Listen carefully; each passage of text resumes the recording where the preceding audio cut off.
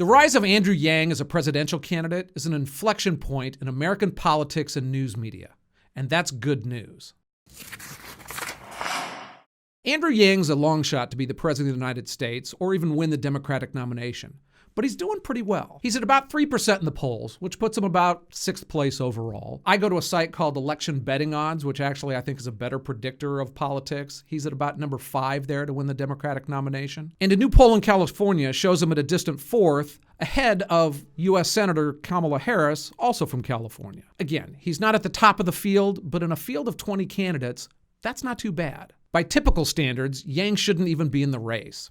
He's never been elected to anything. He's an entrepreneur, but not an entrepreneur of some massive company you've ever heard of, and he's not a billionaire or even a 100-millionaire. He's not a high-profile TV personality or author or anything like that. He founded a nonprofit, again, one that most people hadn't heard about. His platform is that computers and automation are killing jobs, and he supports the Universal Basic Income, the UBI, to help fix that. That's basically kind of a form of welfare that would give everybody $1,000 a month just for being an American, in the hopes that that would stimulate the economy and do all sorts of fun stuff. He's smart, he seems sincere, and until February 12th, almost no one had heard of him. Take a look at this chart. It basically shows what Americans are searching for online.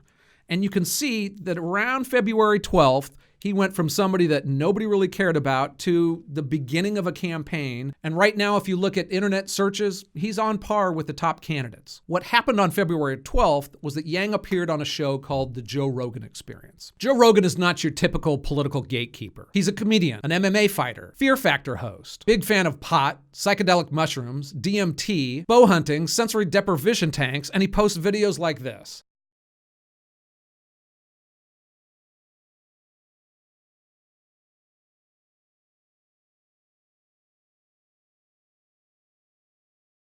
Blue velvet, classy as fuck, right?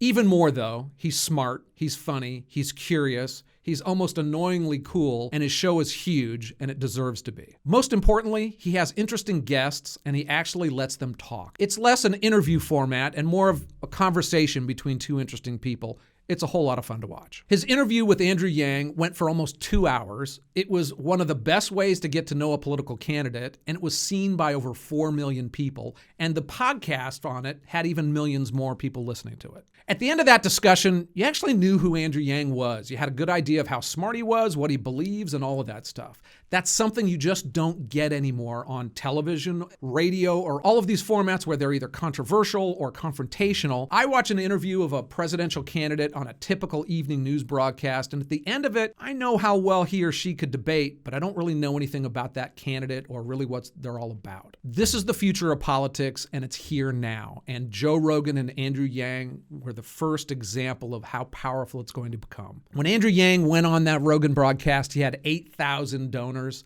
That increased to 80,000 in the month afterwards. He's now a viable political candidate. He's on the stage and he's seen as equal to U.S. governors and senators.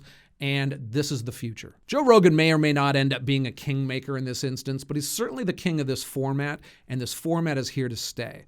Look, it was inspirational to me. I remember watching an O'Reilly or a Rachel Maddow, and you see the high performance that they have to do. You see the over makeup. And when I saw Joe Rogan having interesting conversations with interesting people, I thought, that's cool, and we need more of that. Jordan Peterson compared this new long video format to the Gutenberg press, and I don't think he's wrong. You don't have to look too much at the media these days to realize that it's a complete mess. From clickbait to lying to hyper-partisanship, the media is going in the trash can, and this is a bright spot. The traditional press is dying, and if it's replaced by smart videos like this, and even this, that's a good thing. Look, that's what I'm trying to accomplish here. I'm not nearly as cool as a Joe Rogan. I've never ripped a bear apart with my hands. I don't have millions of followers on YouTube. But if you like this kind of insight, please like and subscribe and follow us for more. I'm doing my best to show you who's spinning you and to give you news straight. Please join us. We're at the beginning of this, and I'd sure appreciate your support.